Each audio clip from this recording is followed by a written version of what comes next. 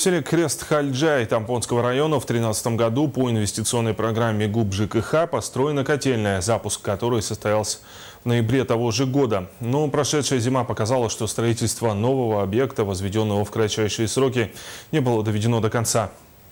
В селе Крест-Хальджай Тампонского района в 2013 году по инвестиционной программе ГУП ЖКХ построена котельная, запуск которой состоялся в ноябре того же года. Но прошедшая зима показала, что постройка нового объекта, возведенного в кратчайшие сроки, не была доведена до конца. Генеральным подрядчиком строительства котельной мощностью 12,5 мегаватт стала строительная фирма «Алькор-7». После его запуска крест-хальджайцы наконец дождались тепла в домах и объектах социально-культурной сферы. Но радость была недолгой. Оказалось, что новой котельной, сооруженной менее чем за год, недоделаны вентиляционная система, водоснабжение, углеподача. Более того, все 5 котлов от завода-поставщика оказались проблемными. Они постоянно выходили из строя, и работники местного филиала ЖКХ вынуждены были практически дневать и ночевать в котельной, дабы не случилось ЧП. Результат – еле перезимовали. Трижды котельная сходила с колес, и столько же раз выручала старая котельная, стоявшая в резерве.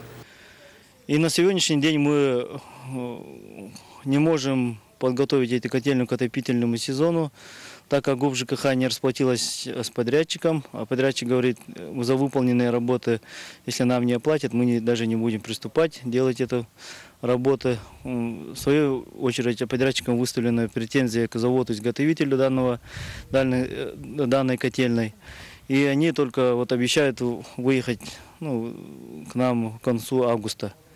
Между тем, до начала отопительного сезона 6 сентября рукой подать. Жители самого большого сельскохозяйственного поселения Тампонского района надеются, что ремонтные работы модульной котельной будут завершены в срок. И в зиму они войдут в полной боевой готовности. Мария Винокурова, Нина Ханарова, Джулсан Толстяков, НВК Саха, Хандыга.